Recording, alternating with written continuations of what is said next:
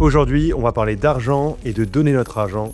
Et on va le faire loin des clichés, loin des mensonges de certains prédicateurs et en écoutant ce que la Bible dit. C'est parti.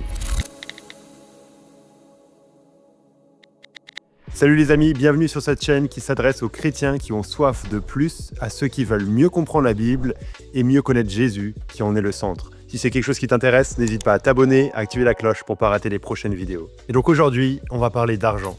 Alors il y a tout et n'importe quoi qui est dit à propos de l'argent au nom de la foi chrétienne, au nom de la Bible. J'ai déjà fait plusieurs vidéos sur cette chaîne que je mets en description sur ce qu'on appelle l'évangile de la prospérité, un faux évangile, un faux enseignement qui laisse penser que le but de Dieu c'est de nous rendre riches, c'est de nous bénir matériellement et souvent c'est une excuse pour que celui qui prêche ce message, c'est lui qui devient plus riche, pas ceux qui écoutent. C'est un faux enseignement contre lequel on a déjà mis en garde sur cette chaîne. Mais de voir tous ces abus qu'il y a par rapport à l'argent au nom de la foi chrétienne, ça peut nous rendre réticents à parler de l'argent, à parler du don, à parler du fait de donner notre argent. Et du coup, l'autre danger, c'est qu'on n'en parle jamais. Mais la Bible parle du don. La Bible parle du fait que c'est normal pour un chrétien de donner une partie de ce qu'il reçoit pour le bien des autres et pour en particulier le progrès de l'évangile. Et donc, le but de cette vidéo, c'est de rétablir la vérité, de donner quelques principes sur le don chrétien, sur ce qui devrait motiver, caractériser le don chrétien à partir de la Bible. Le but, c'est pas de tout dire ce qui pourrait être dit, mais de juste mettre en avant quelques principes, en particulier en contraste par rapport à ce que l'évangile de la prospérité affirme. Et on va voir quelques versets dans les chapitres 8 et 9 de 2 Corinthiens. C'est une lettre que Paul écrit aux Corinthiens, et dans ces chapitres 8 et 9, il va mettre en avant plusieurs principes qui doivent motiver, qui doivent animer leurs dons. Alors je t'encourage à lire ces chapitres en entier, peut-être après cette vidéo, ou si tu veux mettre pause et le faire maintenant, tu peux très bien le faire. Lire ces chapitres en entier pour voir ce que la Bible dit du don. Et on va prendre juste quelques extraits de ces chapitres-là pour nous enseigner aujourd'hui. Le premier principe tiré de ces chapitres, c'est que l'évangile motive notre don.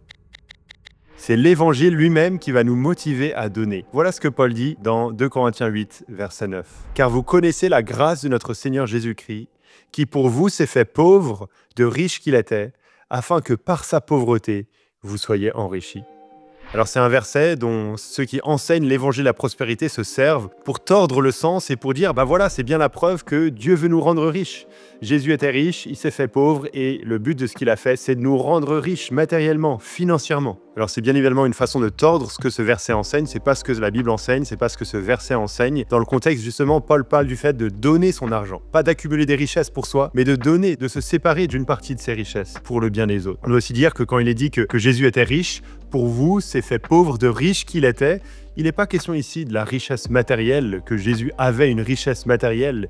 Il est plutôt question de qui Jésus était. Il est Dieu et il vivait en tant que Dieu. Il vivait dans la gloire, avec toute la puissance, tout l'honneur, à la place la plus haute qu'on puisse imaginer, au poste le plus élevé qu'il puisse se concevoir. Et il a quitté cela, il n'a pas quitté sa divinité, mais il est devenu être humain, il s'est abaissé au plus bas pour nous sauver, pour nous apporter le salut dont on avait besoin. C'est la même chose qu'on voit dans Philippiens 2, les versets 5 et suivants, tu peux lire ça si ça t'intéresse. C'est ici l'évangile qui est décrit en termes de pauvreté et de richesse. C'est une image que l'apôtre Paul utilise pour parler de l'œuvre d'incarnation de Jésus-Christ, de son humiliation, d'aller jusqu'à la croix. Imaginez, pour Dieu de faire cela, de devenir être humain, non seulement ça, mais encore d'aller jusqu'au bout, jusqu'à la mort sur la croix. C'est ce que Philippiens 2 met en avant. C'est réellement une pauvreté, il a quitté tout ce qu'il avait d'une certaine manière. Par grâce, par don de soi, en renonçant à soi, pour le bien des autres. Et c'est ça qui nous a permis d'être sauvés. C'est ce dont il s'est défait qui nous a permis d'être sauvés en bonne relation avec Dieu, de gagner ce qu'on n'avait pas, le pardon des péchés, la vie éternelle, une relation paisible avec Dieu. Donc voilà pourquoi Paul dit, car vous connaissez la grâce de notre Seigneur Jésus-Christ,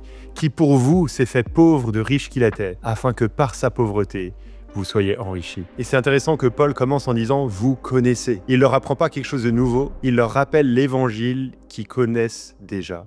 Et dans ces chapitres où Paul veut les motiver à donner, les amener à donner une partie de leurs biens matériels, qu'est-ce qu'il leur rappelle? Il leur rappelle l'évangile. Parce que c'est ça qui motive notre don. Il dit, regardez à Jésus, regardez ce que Jésus a fait.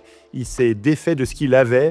Il a donné ce qu'il avait par sacrifice pour les autres, pour le bien des autres, pas en regardant à ce qu'il pouvait perdre, mais en regardant à ce qu'il pouvait donner. Vous connaissez cet évangile-là, et c'est cet évangile-là qui va vous motiver également à donner. En Jésus, Dieu nous a tout donné. Comment est-ce que nous, on pourrait garder nos biens pour nous-mêmes? Comment est-ce que nous, on pourrait fermer notre cœur? Comment est-ce que nous, on pourrait fermer notre porte-monnaie quand on est conscient de ce que Christ a fait pour nous, de ce que Christ nous a donné? Donc c'est cette grâce, cet évangile qui motive notre don et pas la culpabilité. Ah, je dois donner pour me sentir bien devant Dieu, pour me sentir être une meilleure personne, parce que c'est ce que la Bible demande et donc je dois le faire.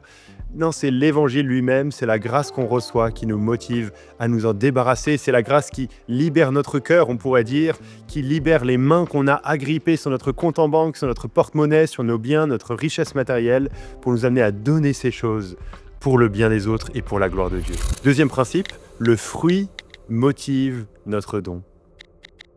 Ce que notre don peut produire nous motive à donner. Et là, on va un peu plus loin dans ces versets, dans 2 Corinthiens au chapitre 9, verset 6. Voilà ce que Paul écrit. « En fait, celui qui sème peu moissonnera peu, et celui qui sème en abondance moissonnera en abondance. » Alors là encore, c'est un verset qui est utilisé par ceux qui enseignent l'évangile de la prospérité. Ils disent, voilà, c'est bien la preuve que si on sème, si on donne, on va moissonner en abondance, on va récolter des richesses et on va accumuler des biens propres pour nous-mêmes. Mais ici, quand il est question de moissonner en abondance, il n'est pas question de biens matériels, il n'est pas question de recevoir des biens matériels en retour, il est plutôt question de fruits spirituels. Ce verset nous montre qu'on peut utiliser notre argent d'une manière qui aura un impact dans l'éternité, d'une manière qui fait du bien aux autres, d'une manière qui sert le progrès de l'évangile. C'est ça qui doit motiver notre don, et pas le désir égoïste de récolter pour nous-mêmes. Ce serait vraiment égoïste de donner simplement parce qu'on peut recevoir des biens matériels en retour. Non, on veut donner parce que on voit que ça produit du fruit, on voit que ça sert au bien. En particulier, on voit que l'évangile, la bonne nouvelle du salut en Jésus-Christ, peut être proclamée, annoncée à d'autres personnes grâce à l'argent dont on se sépare nous-mêmes. C'est ça qui nous aide à voir que, en fait, c'est utile. Ça vaut la peine, n'est-ce pas, de se priver de quelques biens terrestres, d'un peu de confort sur cette terre, si ça permet d'investir dans l'éternité, si ça permet à d'autres personnes de mieux connaître Christ, si ça permet à d'autres personnes d'être en bonne relation avec Dieu, ça vaut tous les efforts du monde, d'une certaine manière. Donc le fruit motive notre don, donner pas pour moi, mais pour quelque chose d'utile qui va servir au progrès de l'évangile, pas pour permettre à ce prédicateur, ce pasteur de s'en mettre plein les poches. Non, c'est pas pour ça qu'on veut donner, mais on veut donner pour quelque chose qui produira du fruit spirituel. Et en fait, on devrait dire que notre argent devrait aller dans la même direction que là où la Bible met les priorités. Sur quoi est-ce que la Bible met la priorité ? C'est vers ça qu'on veut orienter notre argent, orienter notre don. En particulier, on pourrait dire vers l'évangélisation et l'édification des chrétiens. Le fait que les chrétiens puissent grandir en maturité spirituelle, mieux connaître Dieu, mieux connaître la parole et l'annonce de l'évangile dans le monde, que plus de pays, de peuples, de personnes puissent entendre parler du salut qui existe en Jésus-Christ. C'est dans cette direction-là que devrait aller notre don, notre argent, nos finances. Alors, troisième et dernier principe, la liberté motive notre don. Parce qu'on pourrait se dire, ok, alors si c'est ça, si l'évangile nous motive, si on veut donner en fonction du fruit, alors ça devrait dire qu'on devrait tous tout donner. On devrait mettre un montant qu'on devrait imposer et tout le monde devrait donner la même chose, se sacrifier vraiment à fond. Et en fait, non. Paul continue et il met en avant quelque chose de super important. 2 Corinthiens 9, verset 7. Que chacun donne comme il l'a résolu en son cœur, sans tristesse ni contrainte, car Dieu aime celui qui donne avec joie. C'est vraiment frappant que Paul dise ici, la Bible nous dit qu'on doit donner comme on l'a résolu en notre cœur. C'est quelque chose d'individuel, c'est quelque chose de personnel, c'est pas quelque chose qui doit être imposé. C'est pas quelqu'un, un pasteur, un enseignant qui doit nous dire combien on doit donner, qui doit mettre un certain montant. Une église n'a aucun droit de faire cela. C'est quelque chose qui vient de notre cœur, de notre être intérieur, que nous on décide, que nous on veut faire. Et c'est vraiment frappant que le verset continue et dit « sans tristesse ni contrainte ». C'est pas « ah non, mais j'ai vraiment pas envie de donner, mais je le fais parce qu'il faut le faire ». Non, je le fais parce que je sais que c'est une bonne chose à faire, parce que j'ai envie de le faire. Oui, c'est un sacrifice, oui, ça coûte, mais je sais que c'est pour quelque chose de bon, de bénéfique et pour la gloire de Dieu. Et enfin, c'est vraiment frappant qu'il soit mentionné que Dieu aime celui qui donne avec joie. Dieu se soucie plus de l'attitude avec laquelle on donne que du montant que l'on donne, n'est-ce pas? C'est vraiment frappant de voir ça.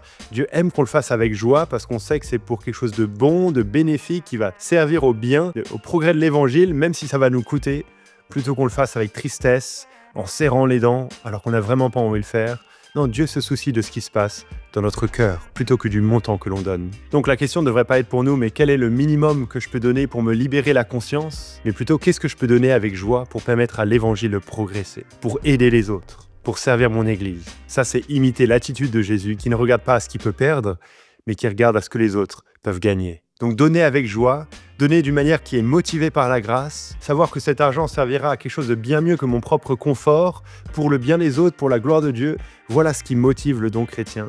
Voilà ce qui caractérise le don chrétien. Ça ressemblera à quelque chose de différent en fonction de chacun, en fonction de différentes situations, de différents stades de vie. C'est pas quelque chose qui doit être imposé, c'est quelque chose qui doit être personnel. Oui, une église peut et doit enseigner sur les principes qui motivent, qui amènent à donner, mais le reste, c'est toi-même avec Dieu, qui dois prendre la décision et qui dois le mettre en place. Alors comme tous les autres sujets, je t'encourage à en parler avec ton pasteur, avec tes anciens de ces sujets-là. Pas du montant que tu dois donner, mais des principes qui devraient animer le don chrétien si c'est une question que tu te poses. Si tu es dans une bonne église, bien sûr, si tu n'es pas dans une église qui enseigne que tu dois donner pour rendre le prédicateur riche ou pour être toi-même riche, si c'est le cas, fuis cette église et trouve une bonne église qui enseigne fidèlement la Bible. Tu peux nous contacter à contact@toutpoursagloire.com si tu veux avoir des recommandations d'église là où tu vis. J'espère en tout cas que ça vous aide à réfléchir à cette question-là. Je mets des ressources comme d'habitude dans la description de la vidéo, des articles, des vidéos, des livres pour creuser le sujet. Et si tu veux creuser le thème de l'évangile de la prospérité, je t'encourage à regarder cette vidéo que j'ai faite sur ce sujet-là qui montre qu'en fait on croit tous à l'évangile de la prospérité.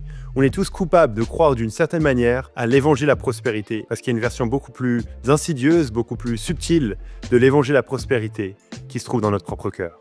À très bientôt les amis.